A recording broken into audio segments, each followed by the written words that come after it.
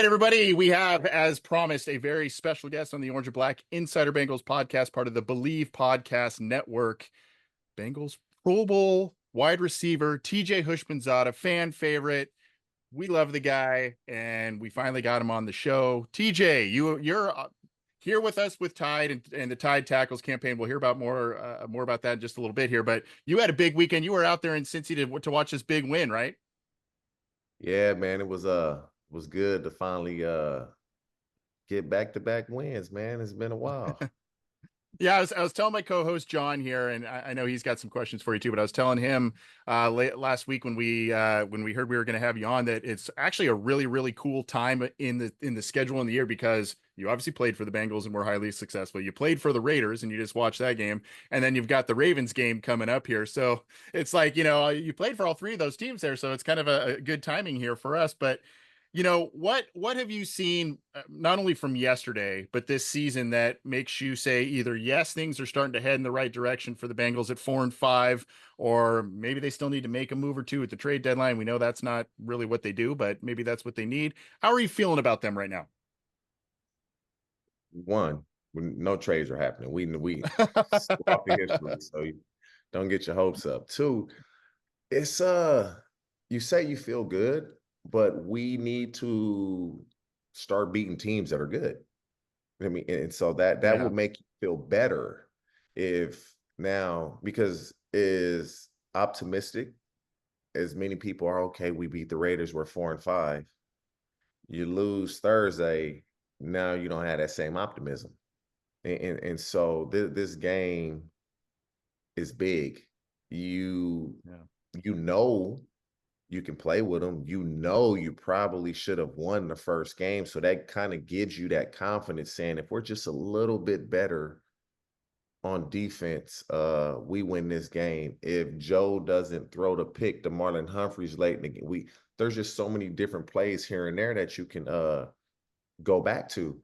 But we also made some plays offensively, like Jamar taking a little screen and he's just gone. Like those don't happen often. And so we made some plays that you can't count on each week, but the Bengals need to start beating good teams. So over the past few years, like the Bengals always find themselves in like 4-5, 5-4, right around this time. Just from your perspective, can you kind of gauge why that's kind of been the case where they take the first 2 months to really find themselves and then just start figuring out as like November, December come around? Is there any like rhyme or reason that you've kind of seen from your perspective? Nah, it's kind of crazy that happens now. Let's hope that takes place this year. Let's hope that that's the case and we can kind of go on this roll. Um, I don't know why that's the case. I do know this from all my years playing. When you talk training camp, I promise you guys, everybody thinks like, oh man, we're gonna be. You can never do anything against the defense in training camp. They dominate us Yeah. early in training camp all the time, and then as soon as the first game start, we always talking trash. I was stopping us in training camp. Now you can't stop a nosebleed game.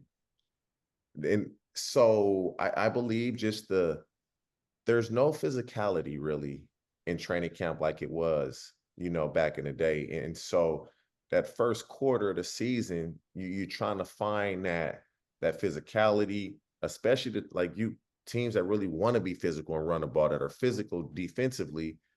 You just have to get used to it because you're not doing it in training camp. Offenses are behind. Guys aren't rushing the passer in practice with the same type of enthusiasm and violence that they would in the game. So it's just different. That's all I can think of. I don't know why. It's hey, let's be 4-5 or 5-4 and go on a roll. Obviously, everybody prefer 9-0, 7-2 type of situations. But hey, if you can go on a roll at 4-5, I'd rather you go on a roll than never even have an opportunity to go on a roll. We are talking with TJ Houshmandzadeh. You saw him dominate on the field for many years. You hear him on the radio and see him on TV, and he is joining us courtesy of Tide and the Tide Tackles campaign. TJ, I'm gonna rewind the clock a little bit here because you kind of made a comment about, yeah, don't expect a trade, and that's the team not really changing its ways. But you were here you were in Cincinnati at a really critical point in time where you got here before Marvin Lewis, and then a couple of years in, Marvin Lewis came in and there was a lot of different changes there. I guess just thinking about it, since he was also in Cincinnati this weekend, Marvin was, can you just give the fans a little bit of insight as to some of the major changes that you noticed as a player those first couple of years when Marvin got there and got the team back to respectability? I mean, he had to change the culture. Like I've said this plenty of times. I got to Cincinnati, we didn't have water and Gatorade in the locker room. Hmm. Like we didn't have that in the locker room. For home games, we stayed at home. We didn't stay in hotels. Yeah. And so not only are you changing that, you're changing the culture of the Saturday before the game, guys going out because they were at home. They weren't sleep. Everybody young, they out doing what young guys do. Y'all use your own imagination. And so he had to change that. And also your mentality and your mindset on the field and how you prepare and how to be a professional. And so it was a lot that he had to do. And I believe he did a hell of a job getting it done. But I mean, we were starting from so far away compared to other teams, and he knew what it was going to take. But obviously, you can't do it all in one day, 1 week, 1 month, 1 year. It took time. So obviously the league much different than it was 20 something years ago, but you really started a string of quality slot players in Cincinnati's office, from you to Mohamed Sanu, Tyler Boyd. Nowadays that position is not, it's not just like one guy filling that spot, and it's like that kind of around the league. Do you feel like that is kind of like a lost art form in NFL offenses? Is there any downside to not having like a TJ Houshmandzadeh, this guy's in the slot, he's going to be there the entire game, or is that kind of just the evolution of how the offense and the game has kind of gone? There's one guy that I believe still is doing that type of work. You probably can't. As soon as I say the name, you're gonna be like, is Amon-Ra St. Brown. Yeah. Mm-hmm. He's Yep. the guy that predominantly smashes you up out the slot. Like he really does the majority of his damage out the slot. To me, playing in the slot is understanding spacing, the timing, what the defense is trying to do, and where the hole in that zone is going to be. And so that's seeing a game like a quarterback, and not many guys are putting in the time to kind of understand the game of football, understand when the quarterback IDs the mic, what does that mean? Understand when he changes a point, what does that mean? They not trying to learn that type of stuff. And so that could be why it's really not how it was when I played, where it was myself or it was Reggie in a slot at times, Wayne, Wes Welker, who's a little bit younger than me, but he also did it. But Amon-Ra is doing a hell of a job, if not better. Talking with TJ Houshmandzadeh, spending a couple more minutes with him, courtesy of Tide and the Tide Tackles campaign. I'm going to tread lightly here, but his name has been kind of in the news, and I know you've been kind of a mentor to the young man. Things starting to maybe turn around for Jermaine Burton here in the next couple of weeks. I know fans are excited about him. He was balling out in spring, showing a lot of good things, and just hasn't quite come together quite yet. But I think there's a bright future there. Man, had a long LOOOOOONG conversation with him yesterday. And so just hope Yeah. the words resonate. I mean, because I can't do it for him. I can give him advice, I can talk to him, but ultimately he has to decide this is something that he wants to do. And if you don't decide this is something you want to do, you won't be doing it, and you'll be doing something else that you don't want to do. And so it's very simple. I don't think people realize playing in NFL is, it's the best time of your life. And it's over just like that. We think it lasts forever. You get up like, I don't want to practice today. I don't want to go to meetings today. And then, bow, it's over. And so you enjoy that ride when you're in it, because when it's over, it's over. And so, again, we had a nice conversation. I hope I helped. I would like to believe I did, because of how transparent and No gray area with me, man. It's black or white. I'm gonna talk to you how I talk to you, whether you like it or not. So I hope I was able to help him. Well, we'll end on this one with you, and then we want to hear what you're doing with Tide as well, TJ. I know you're running up against some time, and I think you flew back today, so I'm sure you've got a busy schedule. We appreciate all the time.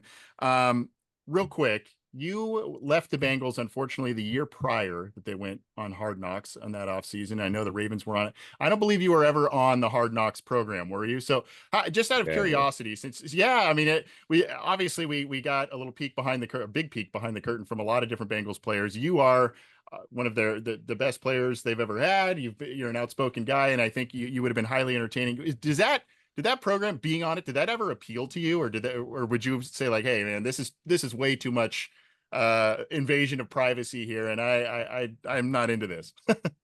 Nah, I mean, as you guys can see, and everybody that knows me knows, I've been like this my whole life. I like to talk. I don't know why I'm this way.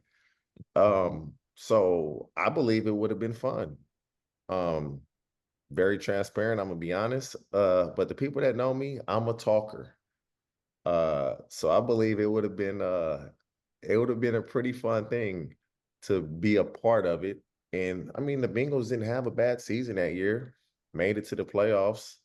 They lost because nobody else could get open. I recall that when they played the Jets in the playoffs, but no, I was never able to be a part of it. I watched the show. I would have liked to have been on it. But again, things happen for a reason. But yeah, it would have been fun because I like to talk.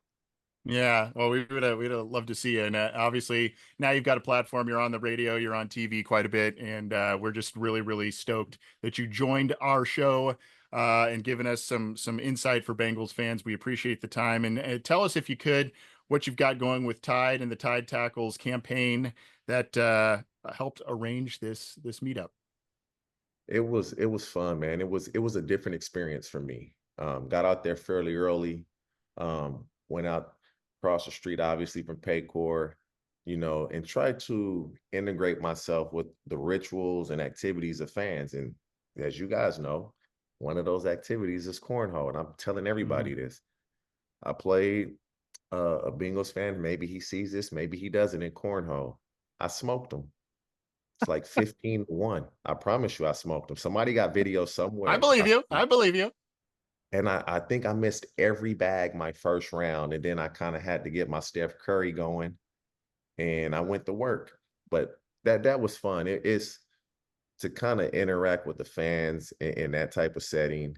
Then, I went down with Bengals Gym and we did had some Skyline chili, had this nice white Bengals sweater. And then me being the kid that I am, created a mess on my sweater, and I was kind of disappointed. And then I said, why am I worrying? Tide tackles the toughest stains. I was good, baby. So This no guy's one's gonna good. clean better than Tide. So I was good. Yeah, that's a brand ambassador right there. I love that. I love that. TJ, no smoke, man. You have been a personal favorite of both of us for a long time. Great to see you thriving in your post NFL career and doing a lot of different things. We greatly appreciate the time. I know you're sort of sometimes in my neck of the woods. I'm in Southern California, so hopefully we run into each other, and don't be a stranger on our program. We'd love to have you back on. Yeah, I'm out here in SoCal now, man. Clear skies and palm trees, ain't it, baby? Yeah. Santa Ana wins, right? Clears it out. Yeah. Yeah. Thanks for the time, man. Appreciate it. All right, y'all take care, fellas.